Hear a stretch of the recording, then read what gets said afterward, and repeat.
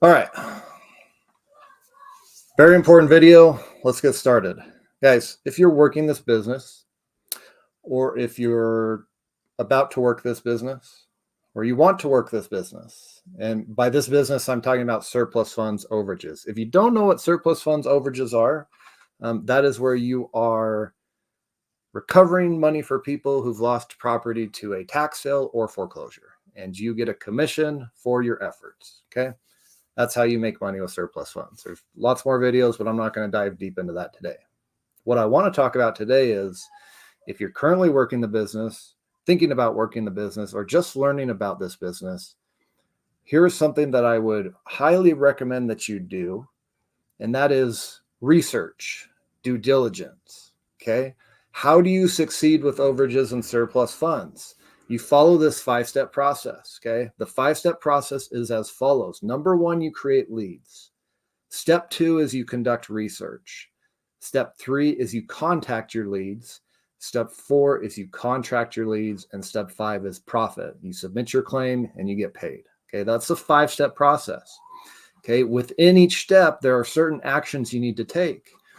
If you don't know any of those steps, I would encourage you to learn how to accomplish those steps from somebody who has done it successfully. Okay.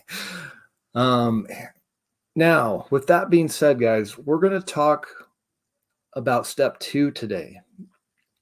Conducting research. Research your leads. Okay. When you're researching, there's 2 parts to research, and that is doing title work and skip tracing. We're not going to talk about skip tracing. We're going to talk about title work today. Okay. Title work is simply confirming who is entitled to the money and confirming how much debt is tied to the property. Okay. Just because you see somebody's name on a list and you see that money is owed to them, it doesn't mean they are the only person that's owed that money.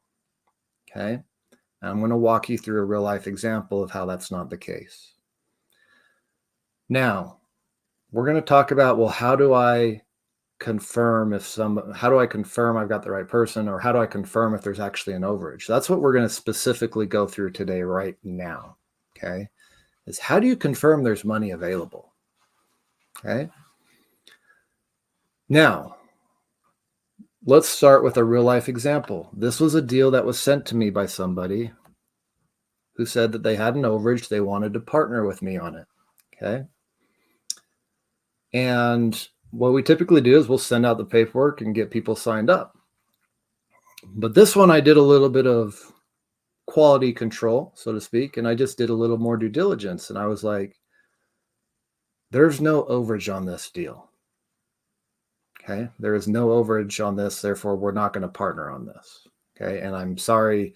And I made them a specific video walking them through the steps, but I figure I might as well share this with everyone here, because if you are contacting people who don't even have money owed to them, number 1, how much time are you wasting doing that? Number 2, how much money are you wasting because you're contacting somebody, because time is money, right? The time you spend trying to find somebody, trying to contact them who's not even owed money is time that you could have spent actually working a real deal, an actual deal that's going to pay you. Okay. So if you don't know how to confirm debt, if you don't know how to confirm ownership, you are losing money for real. Like, you're losing time and you're losing money by chasing deals that aren't even deals. Okay. Do you understand why that's important? Does that make sense? Is that clear? Okay. Why you would want to learn this skill set? I hope that makes sense. So here we've got a property that sold back in October. It sold for $213,000. Okay. Now this person said there was about maybe I don't know, $40,000 overage. Okay. But here's the thing. There is no money here, and I'm going to show you how. So this is a mortgage overage. Okay. You would want to do this research for both tax and mortgage overages, but mortgage overages especially. What you're going to want to do is you want to know all of the mortgages tied to that property. Okay. Now, there are multiple ways to do this. What you see on your screen is actually a software that I use to kind of speed up the research process. Okay. If you want to know the name of the software and you want to get a free trial to it, I'll post a link in the description of the YouTube video. Okay. It is an affiliate link, FYI, but if it helps you, I'll post it. Okay. Now, right off the bat, what you're looking at here is a history of this property. Okay. On the right-hand side, you see like these are types of documents that were recorded in the county recorder's office. Okay. So you've got loans, loan modification, trustee's deed, all that good stuff. Okay. You have amounts. Okay. This is the deed from the foreclosure. So I know by looking at this property sold for $213,000. Okay. Now it looks like there was a loan mod at one point in time for 182. So if I subtract 182 from 213, there might be an overage there. There could be a potential overage there. Okay. And this loan that got foreclosed on was taken out in 2017. But here's the thing. I know that there is no overage here because of this right here. You see this 48,000 and where it says 2, that's a second mortgage for 48,000. Okay. So for simple math, let's just say that the 182 is what they owed at the time of the foreclosure. I can tell you it was not. It was probably worth more money than that. But for the simple teaching purposes, pull out your calculator and let's just say, okay, 213,000 minus 182,000. Okay, maybe there's a potential overage of 31, but because I see this second mortgage right here, I have to account for the second mortgage. So 48,000 taken out in 2022, the balance is probably pretty close to 48,000. Okay, so if I subtract 48,000, is there an overage here? No, this is a bad deal. This is not a deal to even consider. There's no money for these people, period. Now, if you're simply just utilizing opening bids and closing bids, that's a start, but that's not the only thing you need to do. The opening bid is not going to incorporate liens and second mortgages. Okay. Now, I use a software for this, but one thing that I like about this is you don't have to use a software. You don't have to pay for data. You can do all of this for free. Okay. If I click on this link, I can go to the county recorder's office. I can click on land records. I can do a search for this person, which I already did. And I can pull up all of the records associated with this person. Okay. So let's walk through that now. So this first one right here. Now, if you don't know what these mean, again, that's another, if you don't know what you're looking at, again, I would encourage you to seek out training and education from someone who can teach you what this all is. Hint, hint. But check this out, okay? Now, what you see here, and you probably can't see it, it's probably very small. Let's see if I can zoom in here. That was too much. Okay, this is a substitute trustee's deed. This is the document that is recorded after a foreclosure. Okay, you can even see auction.com, blah, blah, blah. The grantors, this is the name of the people that took out the loan. Okay.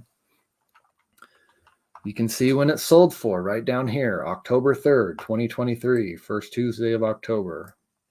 You can see how much it sold for. Okay. You can see who bought it. You can see the address of the property. Okay. Now,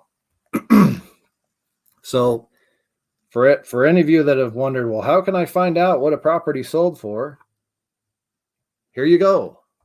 Pull up the deed from the tax sale. Pull up the deed from the foreclosure sale. That's how you figure it out. Or if you're advanced and you do what I do, you're actively monitoring these sales so that you know the day it sells, how much it sold for.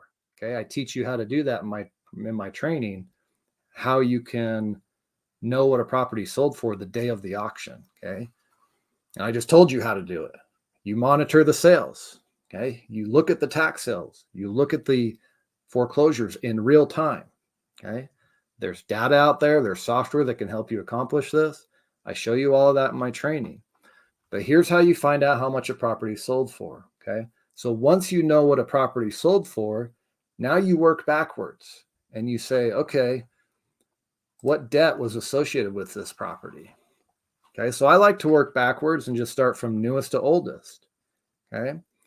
So if I go back through here, okay, I can see, okay, 2022, what's this? Modification. What is this? Let's check it out.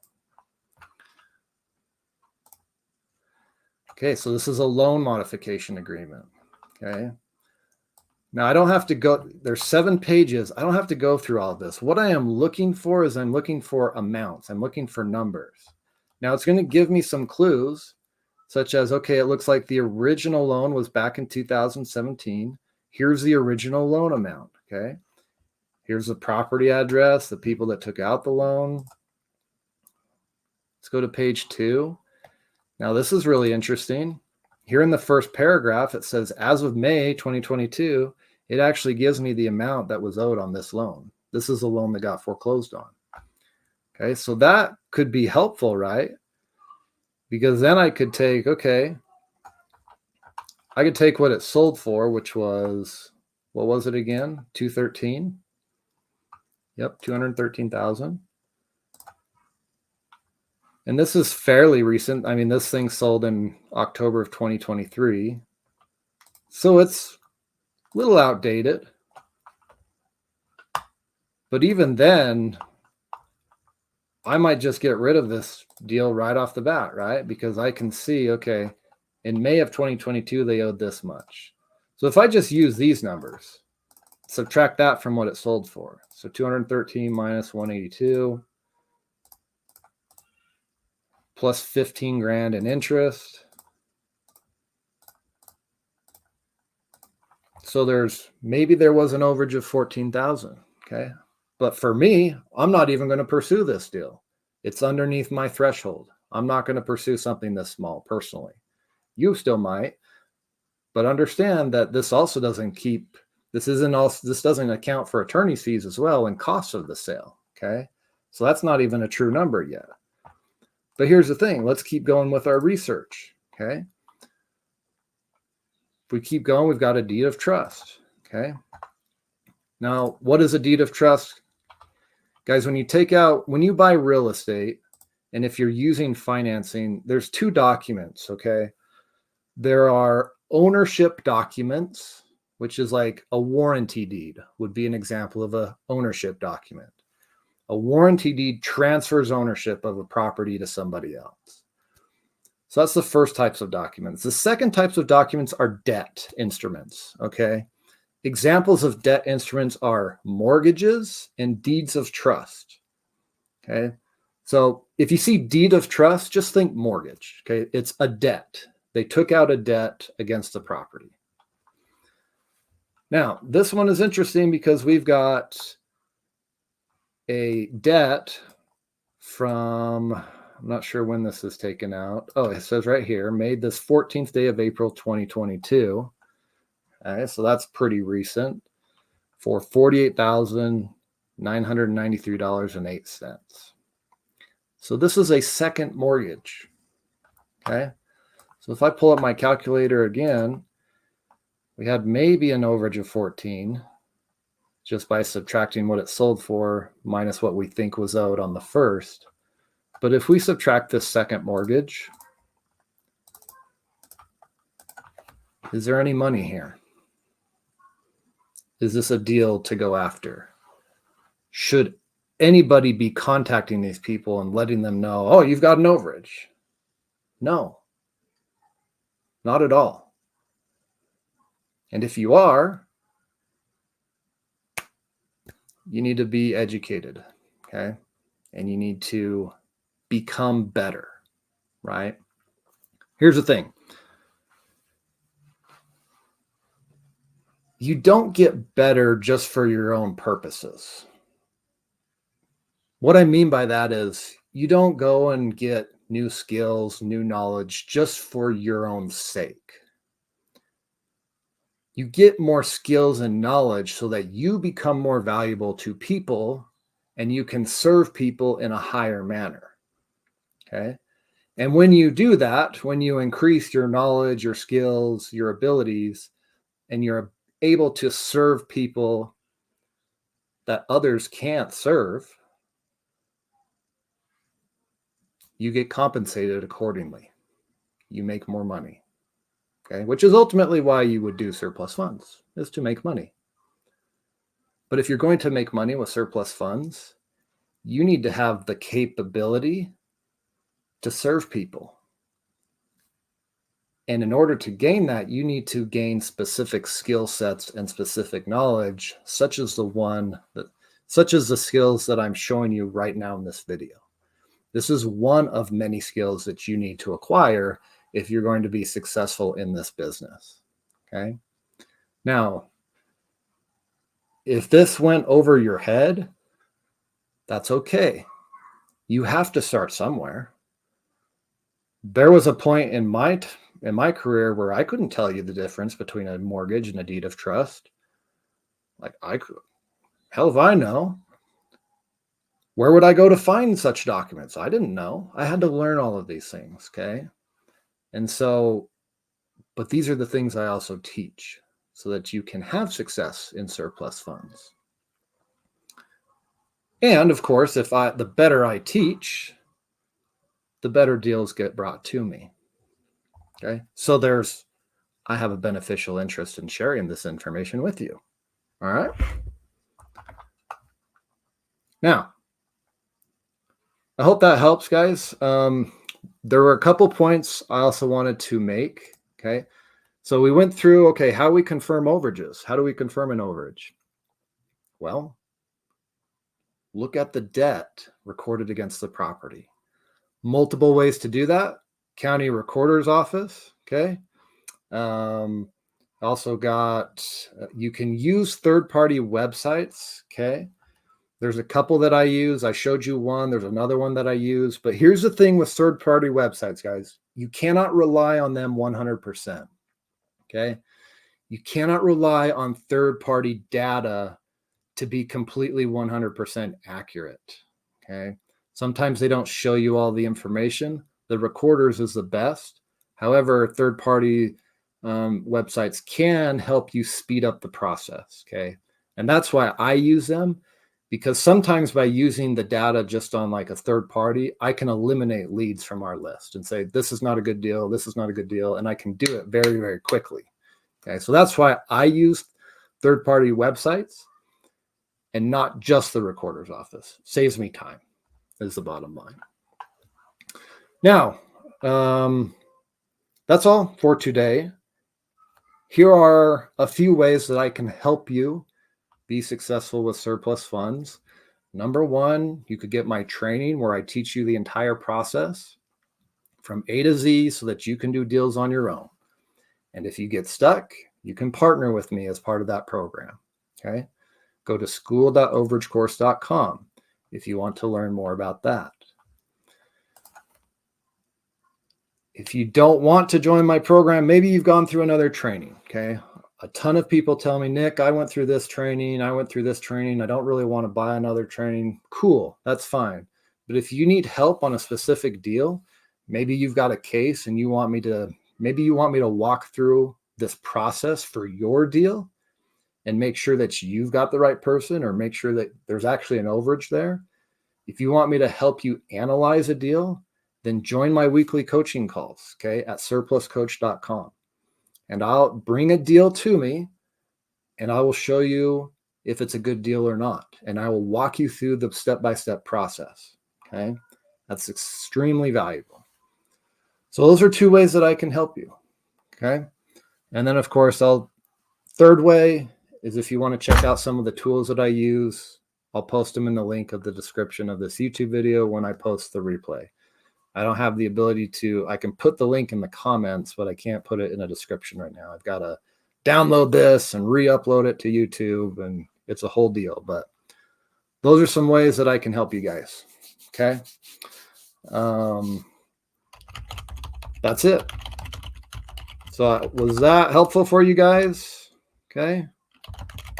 I'll put my course link down, school.overagecourse.com, coaching calls, surpluscoach.com. Okay. Couple ways I can help you. All right. I'm just looking at the comments here. Pete, what's up, man? Long time no see. Good to see you, brother. Pete's the man. Rolando, good question. If you file the claim, the second mortgage company may not come forward. It is possible. Yeah. It's possible that second mortgages can write them off rather than claim the surplus. I mean, this one, I wouldn't even bother. Like this specific deal, I wouldn't even bother, right? Now, let's say that you've got a case where, maybe it's a $200,000 overage, okay? And let's say the first mortgage was $100,000, and there's a second mortgage for 50. Okay. Well, there would still be 50K there. So that I would do that deal all day long, because even if the second mortgage comes forward, there's still money going to be left over. Now, if there was a second mortgage for 100, probably wouldn't deal with it. But if you wanted to roll the dice and risk it, you could. Just don't be mad if they do come forward and wipe you out and you don't get any money. So that's the other thing with this. Okay. That is the challenge of this business. And that is that every state has different rules, different laws. Every county has different websites that you might have to utilize. Okay. And you're going to have to learn those things. Okay. No state is the same as another state. And so I recommend, if you are just starting out, focus on one state and maybe a few counties.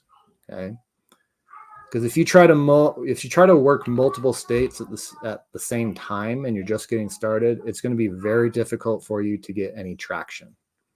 Okay. Because you're going to be trying to learn different processes for each state, learn all the different databases and county recorders, and it's not going to go well. Speaking from my own experience. Okay. All right. Yeah, I'll post the software link in the description of the YouTube video when I upload this video, which will probably be tomorrow. Probably won't be today. I've got a bunch of cases that I have to go through. So, but you guys got this video as a result of me going through those cases. Okay. So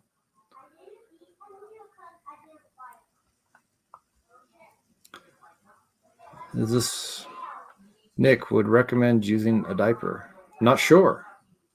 That question is confusing. Oh, a dialer. Yeah. Dialer's good. Save you time. When I first started, I just used my phone. If you don't have extra funds for a dialer, use what you got. But if you have access to a dialer, that's cool. The CRM I use has a dialer. So, yeah.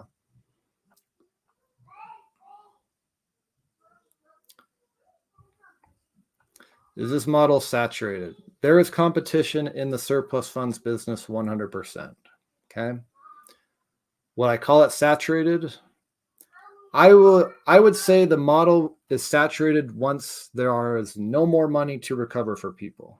When that day comes, then I can say with 100% certainty, this market is saturated. But we are far from that. Okay.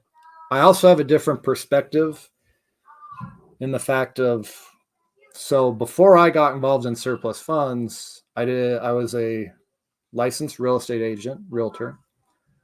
And I'd also done some wholesale deals in real estate. And what I found personally is the competition in certain niches, certain markets is bigger than others. And what I mean by that is when I was a realtor, I know for a fact there are over 1,000 licensed realtors in my state alone. So if I'm a realtor in Utah, I get to compete with all of those people. Now, when I was wholesaling, there was a lot less. There were less investors in the state, and specifically wholesalers, maybe 100, 150. So I'm still competing with 100, 150 guys and gals, but that's better than 1,000. When I started doing surplus funds full time, it was less than 10 people that were doing this full time. So was there still competition? 100%, absolutely. But I'd rather compete with 10 than 1,000. So, but there is competition in this business. Here's the thing. If you're not competitive or you don't like to compete, don't start a business for yourself, would be my recommendation. A business is competition. And it's not so much, it doesn't have to be, you don't have to be cutthroat and compete against others, but you do have to compete against yourself. You have to find ways to stand out above the rest. You have to find ways to be better, to provide a better service, whatever. You've got to become a better individual. So you've got to compete. If you don't compete, you die in business. So that's sometimes there are days, guys, I wish I had a 9-to-5 job because I've had a 9-to-5 job. And the nice thing about a 9-to-5 is if you show up and you do what you're supposed to do, you get paid. In business, you can do everything you're supposed to do, and there's no guarantee. You can do everything right, and there's no guarantee you're going to get paid. And it's not for everyone. Now, the nice thing about surplus funds, you don't have to do this full time to have success. Okay. If you just want to do a deal here and there, supplement what you already got, this is a great business for that. Okay. So this is a great part-time side hustle, so to speak.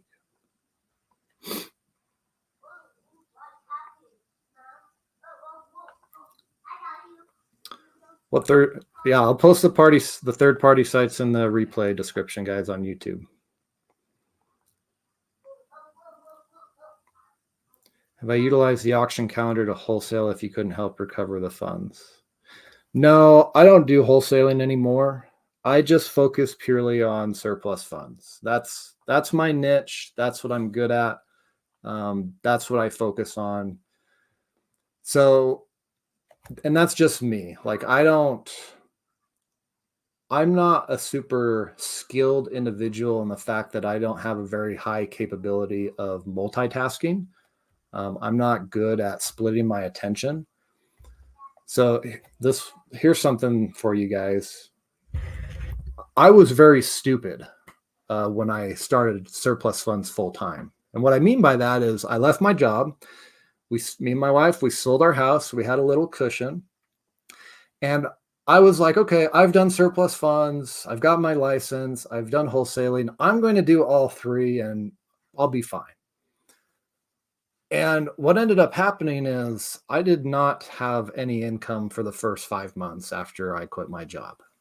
So, and you can imagine how stressful that might be. And that little cushion I had dwindled down very quickly. And it wasn't until I focused 100% of my attention on overages is when I started seeing success. So I try to focus in on what I'm good at. Now, if you have an existing wholesale business or existing real estate business, then it makes sense to add surplus funds into what you're already doing, okay? Because you already have a rapport with those people. If you're trying to wholesale or buy somebody's house that's going to tax sale or foreclosure, and you're not able to put a deal together, but they have surplus funds, it makes sense that you would offer that service to them because you've already established contact and rapport and all that good stuff. So I don't do that. I just do surplus funds. But if you have an existing real estate business, cool, add surplus funds onto it. So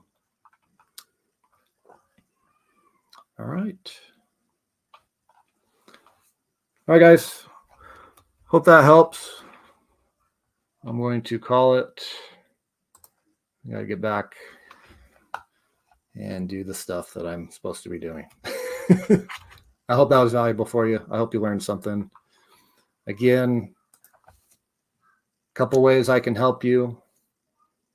Again, I'll share the links that I mentioned for the third-party databases that I use. I'll check back on my YouTube channel. If you're not on the YouTube, I'd suggest you subscribe to it. Subscribe to my email list at overagesyndicate.com. If you want me to look at your deals, do a case analysis, or you have questions and you want to ask me directly in a live format, go to surpluscoach.com. And if you're just starting or want to learn more about mortgage overages or partner with me, check out my course. All right. Have a great day, guys. We'll see you.